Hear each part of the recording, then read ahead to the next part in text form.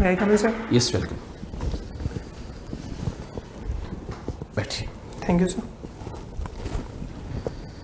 तो पहला मौका है आपका उत्कर्ष में?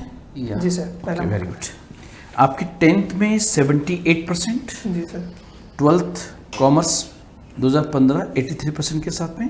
जी सर। ग्रेजुएशन आपने बीकॉम किया इकोनॉमिक्स एंड अकाउंटेंसी में, कहाँ से किया था? सर मैंने जैन एंड व्यास यूनिवर्सिटी से, GD memorial college, Jain and Vyas university. Okay. 2018 में 60.11% के साथ में। जी सर। 2018 के बाद में पीजी नहीं किया आपने? जी या सर, आवश्यकता महसूस नहीं हुई? मैंने 2018 में अपनी तैयारी के दौरान ही सिविल सर्विस की प्रिपरेशन स्टार्ट कर दी थी, और उसके बाद सर मैं 2020 से जॉब लगा हूँ जूनियर असिस्टेंट एजुकेशन डिपार्टमेंट में।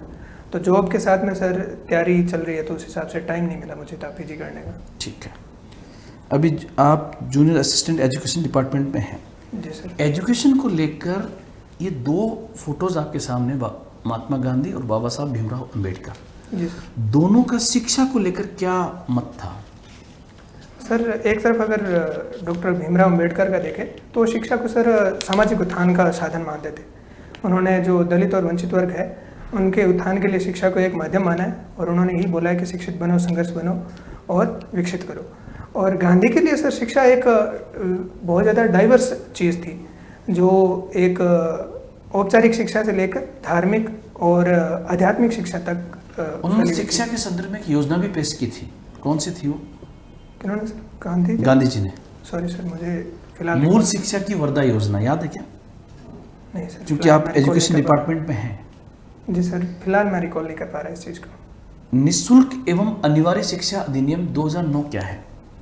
सर इसके तहत जो 14 साल तक के बच्चे हैं, 14 साल की उम्र तक बच्चों को निःशुल्क शिक्षा प्रदान की जाएगी। इसमें निःशुल्क शब्द का मतलब क्या है?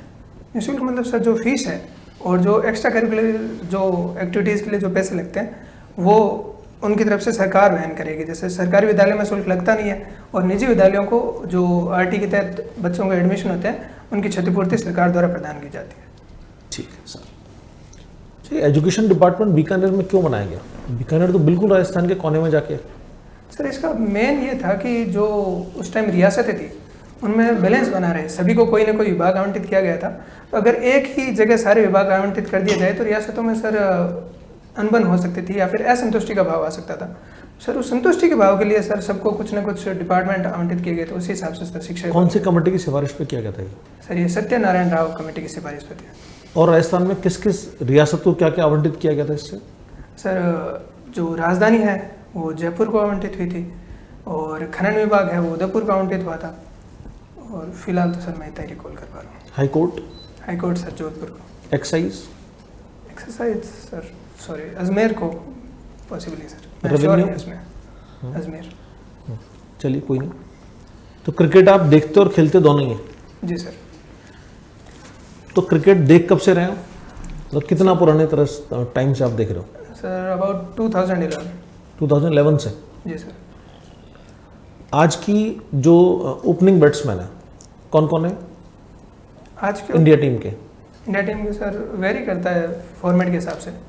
अगर टेस्ट में देखें तो रोहित शर्मा और यशस्वी जायसवाल है, और वनडे में सर चेंजेबल है, जैसे रोहित शर्मा और यशस्वी जायसवाल के बीच में और शुभमन गिल के बीच में इंटरचेंजेबल है। और T20 में देखें तो सर वो टीम के ऊपर है, वो अभिषेक शर्मा और संजू सैमसन फिलहाल एस्टेब्लिश्ड प्लेयर है सर।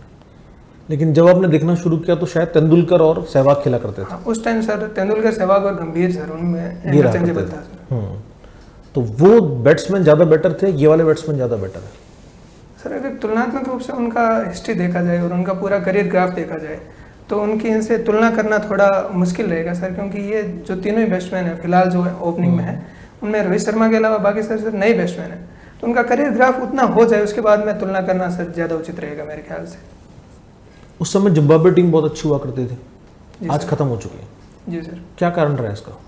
सर जिम्बाब्वे में वहाँ पे जो क्रिकेट प्रशासन है उन पे काफ़ी ज़्यादा एलिगेशन लगे थे। जैसे वहाँ के उस टाइम के कप्तान थे 2011 वर्ल्ड कप के बाद ब्रेडन टेलर, तो उन्होंने आरोप लगाया था जो भ्रष्टाचार और जो क्रिकेट टीम के चयन में है उनमें भाई भतीजावाद और परिवारवाद की संभावनाएं थी, जो उन पे आरोप लगे थे।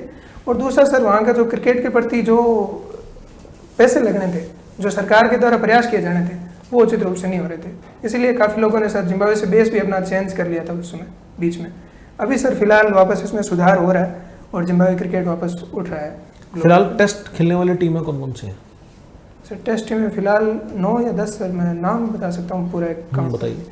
Bharat, Australia, England, Pakistan, Sri Lanka, Bangladesh, Afghanistan, south Africa और श्रीलंका। फिलहाल सर मुझे इतना ही रिकॉल हो पा रहा है। अभी जो आईसीसी वर्ल्ड कप हुआ था T20 वाला, जी सर। उसमें कौन सी टीम्स थी जिन्होंने भाग नहीं लिया था? श्रीलंका ने भाग नहीं लिया था और वेस्ट इंडीज़ ने भाग नहीं लिया था सर। क्यों? सर टॉप टीमों के रैंकिंग के आधार पर सर प्लेस डिसाइड होता है और जो श्रीलंका और वेस्ट इंडीज़ है वो क्वालिफाई नहीं कर पाई थी इस वर्ल्ड कप के लिए सर। अच्छा, बीसीसीआई भारत में क्रिकेट को कंट्रोल करता है? जी सर। ये सरकारी संस्था है? नहीं सर, ये एक निजी बोर्ड है। निजी है? जी सर। निजी कैसे कर सकता है कंट्रोल उसको? सर ये एक सोसाइटी के तहत इसको पंजीकृत किया गया है और इसका स्वामित्व निजी स्वामित्व है, ये सरकार के कंट्रोल में नहीं है सर फिलहाल। पूरी तरह निजी रहेगा? जी सर। तो अनुच्छेद 12 जो है जिसमें राज्य की परिभाषा दी गई है, जी सर। क्या उसमें बीसीसीआई शामिल है? सर अनुच्छेद 12 में बीसीसीआई शामिल नहीं हो सकता सर। क्यों? सर 12 के तहत जो या तो संविधान के द्वारा स्थापित हो और जो गैर संवैधानिक है लेकिन वैधानिक रूप से कानून के तहत स्थापित किया गया हो वही शामिल हो सकते हैं सर। मेरे ख्याल से बीसीसीआई किसी कानून के तहत स्थापित नहीं है, मेरी सर मुझे इतनी जानकारी है। तो संविधान क्या उसको अपने अंडर में लेने की बात नहीं कर सकता, या संसद कैसे अपने अंडर नहीं ले सकती कानून बना करके? जी सर, रेगुलेटरी बोर्ड के तहत संसद ऐसा कर सकती है, वो खुद के स्तर पर बीसीसीआई की जगह कोई दूसरा रेगुलेटरी बोर्ड गठन कर सकती है जो राष्ट्रीय स्तर पर क्रिकेट को कंट्रोल करे। Sir thank you. जैसे सर ने बीसीसीआई के बारे में आपसे पूछा, जी तो निजी संस्थान है फिर प्रॉफिट के अंदर, फिर तो वो कल को अपने आप खेलेंगे, उन प्लेयर्स को अपन दे रहे हैं, पूरा उनको लोगों को दे रहे हैं, अपने इतना सेलिब्रेट करते हैं, वो जीतते हैं। आज तक बहुत सारे लोग जैसे अडानी के 2-4 शेयर बढ़ते हैं तो लोग ऐसे नाराज़ हो जाते हैं, निजी कंपनी के खिलाफ तो लोगों के अंदर बहुत गुस्सा है, फिर बीसीसीआई को इतना सेलिब्रेट क्यों करते हैं लोग? जैसे वो मेरे ख्याल से जहाँ तक हो सकता है रेवेन्यू शेयरिंग का कुछ इशू रहा होगा, बाकी स्वामित्व के हिसाब से सर निजी है फिलहाल। निजी है कोऑपरेटिव है? सर मैं श्योर नहीं हूँ उसमें, मुझे निजी का जानकारी है। अच्छा, निजी की जानकारी है, ओके। ये आप इसके अंदर एजुकेशन डिपार्टमेंट में अभी वर्किंग हो? जी सर। ठीक है ना, क्या कमियां हैं एजुकेशन डिपार्टमेंट? प्राइवेट सेक्टर इतना क्यों बढ़ रहा है, सरकारी स्कूलों में क्या कमियां हैं? सर बेसिक अगर रूट लेवल पे कमी देखे जाए तो बेसिक प्रॉब्लम सर इंफ्रास्ट्रक्चर की है। जो सरकारी स्कूल का बेसिक इंफ्रास्ट्रक्चर है, विशेष रूप से जो सुदूर इलाके हैं, पश्चिमी राजस्थान और जो जनजातीय क्षेत्र है, वहाँ पर सर इंफ्रास्ट्रक्चर ले करता है। जो स्कूल की जो प्रॉपर्टीज़ है, जैसे बिल्डिंग हो गई और दूसरे जो लैब उपकरण वगैरह जो अनुसंधान के साधन है वो नहीं है। दूसरा सर एक है कि वहाँ स्टाफ जो है उसकी कमी देखने को मिलती है। जैसे पश्चिमी राजस्थान में जहाँ मेरी पोस्टिंग है वहाँ पर सर 29 के स्वीकृत स्टाफ में केवल 9 कार्यरत है। स्टाफ की प्राइवेट स्कूल में बहुत कम स्टाफ होता है, ऐसी बात नहीं, वो भर के रखते हैं। नहीं सर, ये रिस्पॉन्सिबिलिटी नहीं देते, मतलब एक होता है प्राइवेट वाला रिस्पॉन्सिबल होता है, इसलिए चीज़ ठीक है मेरी है, मुझे इसके प्रति काम करना, सरकारी वाला ठीक है अपना क्या सरकार का है, ये रवैया तो नहीं है कहीं? नहीं सर, मुझे नहीं लगता ऐसा कुछ रीज़न है। सरकार इसके लिए मापदंड भी अपनाती है, लेकिन ये एक कमी देखने को मिल सकती है कि सर उन मापदंडों का पूर्णतः जो अनुपालन है वो नहीं हो पाता। जैसे रिजल्ट के लिए सर जो जवाबदेहिता है उसके लिए मूल्यांकन प्रक्रिया अपनाई जाती है, निदेशालय के तहत नोटिस भी जारी किए जाते हैं, लेकिन उन नोटिसों का वापस जो निष्पादन है और उन नोटिसों के प्रति जो सजा है, जो कार्रवाई है, उसमें सर काफ़ी ज़्यादा शिथिलता तो क्यों ना फिर एक कॉन्ट्रैक्ट बेस्ड रिक्रूटमेंट किया जाना चाहिए, जिससे बेटर रहे, कम से कम वो रिस्पॉन्सिबल तो रहेंगे रिजल्ट के प्रति। भाई उनको ये रहेगा कि चलो हम परिणाम ला रहे हैं तो हम टिकेंगे, परिणाम नहीं लाएंगे तो हम नहीं जाएंगे। नहीं, कॉन्ट्रैक्ट बेस्ड में सर फिर एक तो सरकारी संस्था के पास जो बेस है, जो सरकारी संपत्ति है, वो कम हो जाती है सर कॉन्ट्रैक्ट बेस में। बेस संपत्ति कैसे कम? जो मानव संसाधन है सर सरकार के पास, उनमें कमी हो जाती है। तो मानव संसाधन परफॉर्म नहीं कर पा रहा भाई, सरकार पैसा लगा रही, परफॉर्मेंस नहीं हो रही है। मेरा सर ये मानना है कि इसमें परफॉर्मेंस सुधार के मापदंड अपनाने चाहिए, बजाय इसके कि अपन कॉन्ट्रैक्ट बेस चले जाएं। नहीं, सरकार थोड़ी स्ट्रिक्ट होती है, टीचर जितने भी ऑर्गेनाइजेशन होते हैं, जैसे आपके LDC और कितने ऑर्गेनाइजेशन सब विरोध में आ जाते हैं सरकार के, सरकार ये कर रही है वो कर रही है। जैसे अभी वो चला था कि साहब ओल्ड पेंशन स्कीम लाओ, उसके लिए मतलब कोई भी चीज़ होती है उसके लिए विरोध करना शुरू कर देते हैं। सरकार क्यों रखे ऐसा? कॉन्ट्रैक्ट पे लाए, परफॉर्मेंस लाए, उसको बढ़िया सारी चीज़ें सही है उसकी। नहीं सर, ऐसा कह सकते हैं, लेकिन फिर वही निजीकरण वाली वो सर डिबेट स्टार्ट हो जाती है। रेलवे का निजीकरण हो रहा है तो इसका क्यों नहीं हो सकता? शिक्षा के निजीकरण में सर मेरे ख्याल से शिक्षा एक अनिवार्य मूल्य के तहत उसे सर काफ़ी डाइवर्स फिनोमेना है। वो जो कॉन्ट्रैक्ट बेस्ड शिक्षक है वो सिर्फ एक उसी स्तर पर सीमित हो जाता है कि वो अपने परफॉर्मेंस और क्लास तक सीमित हो जाता है, वो उस पूरी डाइवर्सिटी को कवर नहीं कर पाएगा सर। डाइवर्सिटी जैसे सर शिक्षा एक पढ़ाई के अलावा सर जो मूल्यात्मक शिक्षा है, जो चहुमुखी विकास है बच्चे का, उस पे सर मुझे नहीं लगता है कॉन्ट्रैक्ट थोड़ा बेस्ड। इसको डेलिब्रेट कीजिए, बताइए थोड़ा। डेलिब्रेट सर जैसे एक्स्ट्रा करिकुलर एक्टिविटीज़ होती है और जो गेम्स वगैरह है, जो कल्चरल एक्टिविटीज़ है, जो बाल सभाएं बहुत सारे वगैरह है, सरकारी स्कूल ऐसे जिनके पास ग्राउंड ही नहीं है अभी।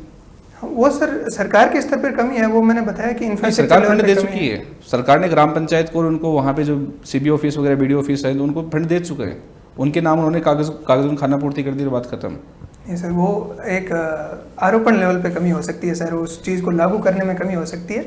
वो सरकार के स्तर पर सुधार करने योग्य है, लेकिन उसके लिए पूरे तंत्र को अपन सर खराब नहीं कह सकते कि पूरी सिस्टम ही खराब है।